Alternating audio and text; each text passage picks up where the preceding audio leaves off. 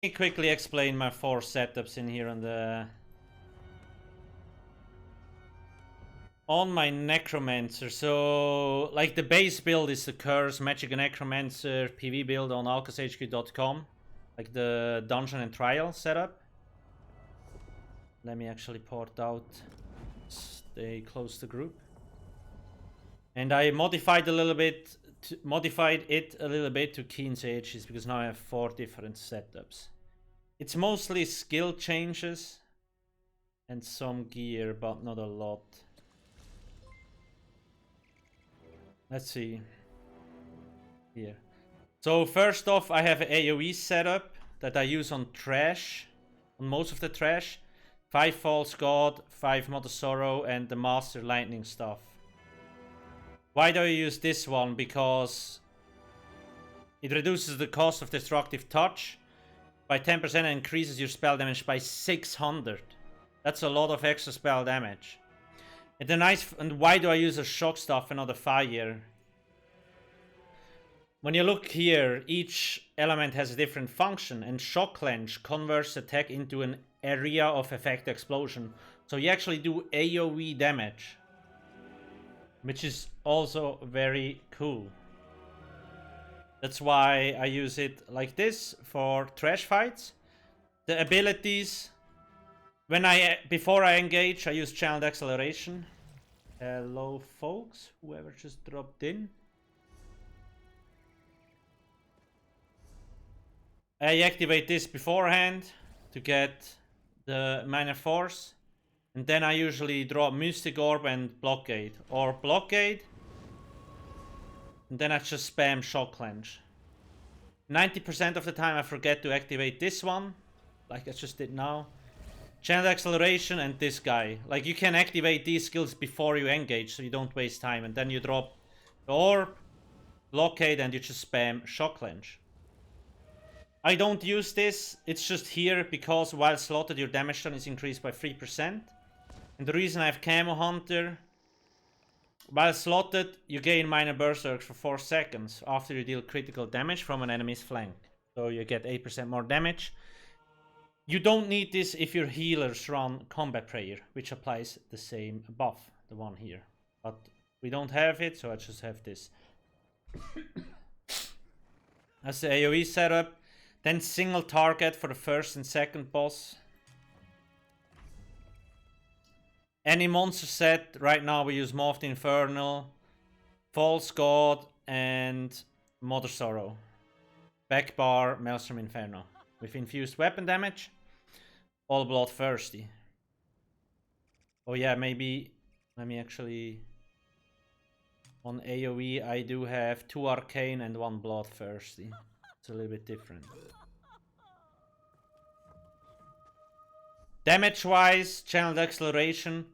On stationary fights you could use Barbed Trap actually, but I like to keep this. It also gives me a small shield when I block.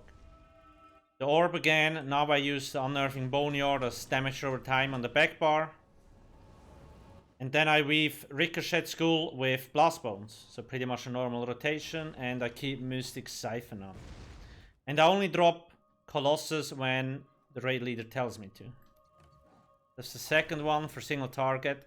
Now, in kyne'es Aegis, there is like a very big trash pack at the end, which is very annoying. The setup is a little bit different there. I use 2 Balorg, because I usually try to get 500 ulti points. So I get a buttload of spell damage and spell penetration. Really, like, just delete these monsters out of the gate. I can also upload a clip of that. False God again. And Mother Sorrow with the Maelstrom Inferno. But now, same thing. I pre-buff with Channeled, my Ghost. I drop the Orb, Blockade. And now I just spam Shock Clench. Not Shock Clench, Shock Ring. Because I have Balorg, I can't slot the Masters anymore. So I use this. And it's also better for that trash pack because it's fairly widespread. And it deals really good AoE damage. And again, I have Camouflage Hunter to get the Minor Berserk. I have Mystic Siphon to get the 3% damage. And I have Inner Light slotted to get 5% more Max Magicka and Shooting Star to get more Max Magicka. From the passive here, this one, 2% Max Magicka gained for each ability slotted, 2, 4. Plus another 5 is like 9% more Max Magicka. Easy peasy lemon squeezy. And for the last boss, I use the same setup here. The only difference is that I use an infused prismatic enchant on the front bar. Now some people might say, well, False God is kind of a waste in boss fights. Yes, you can use Siroria if you want to. I'm just too lazy to swap it out. I just prefer False God because my sustain is also kind of shit. I just like having a little bit more sustain. I use 1 health glyph to get to a decent health level, but the easiest way to decide how much health you need is talk to your raid leader. He will tell you. It's like, yo dude, you need 20k minimum. Does maximum stamina increase weapon damage for stamina characters? Yes. The more max magicka, the more max stamina you have, the more damage. So 10.4 stamina equals like 1 spell damage. That's like the conversion rate. How can you have 3 sets with Maelstrom equipped? What do you mean? Why not? It just swaps my gear out, right? Nothing more. What about Medusa? Yeah, so like I would probably use Acuity on Trash. It will probably give me even more damage. Or Medusa, but I'm too lazy to craft these. I'm too lazy to get Medusa and transmute it and all that stuff. I just run False God and Mother Sorrow and I'm good. I'm very lazy when it comes to things like that. The damage difference is so minimal, it really doesn't matter at all. So yeah, these are just my 4 setups. Like you could optimize it even further and have 6 setups for each trash, a different setup and so on, but 4 is already on my limit. I'm lazy when it comes to swapping out gear.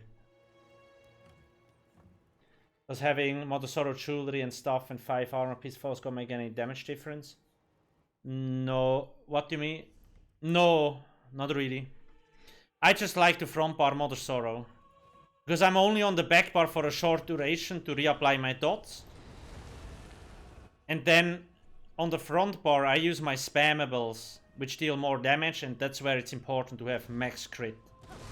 The reason why I like to have False God on both bars, like your expensive abilities are on the back bar. Blockade, 3k. Boneyard, 3k. Mustigore, 3k. The shield, almost 4k. So if you only front bar False God, you lose the 8% cost reduction on your most expensive skills. So you're kind of shooting yourself into the foot.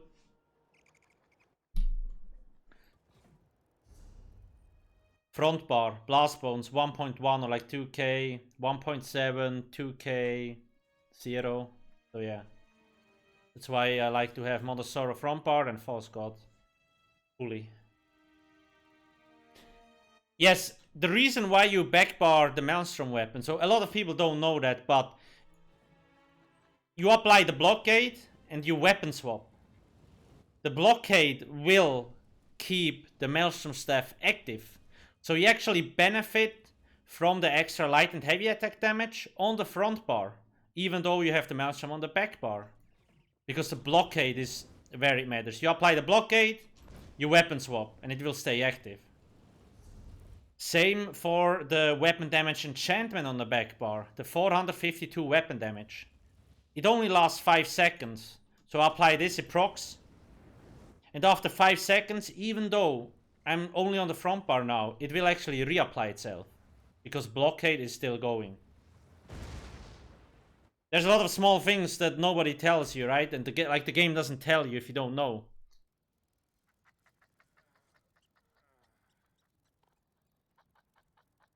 Faster way to upgrade gear from epic to legendary. Do crafting writs.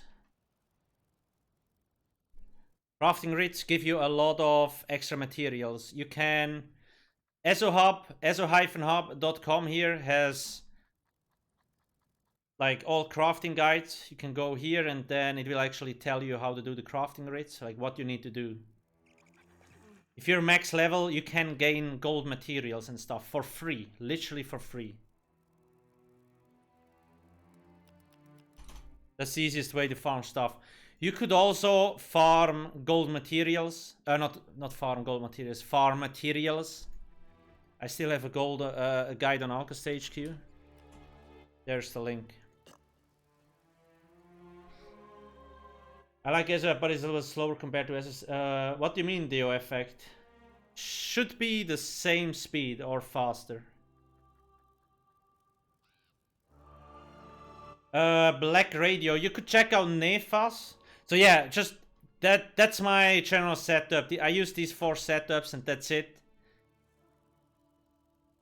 On Trash, I use the master stuff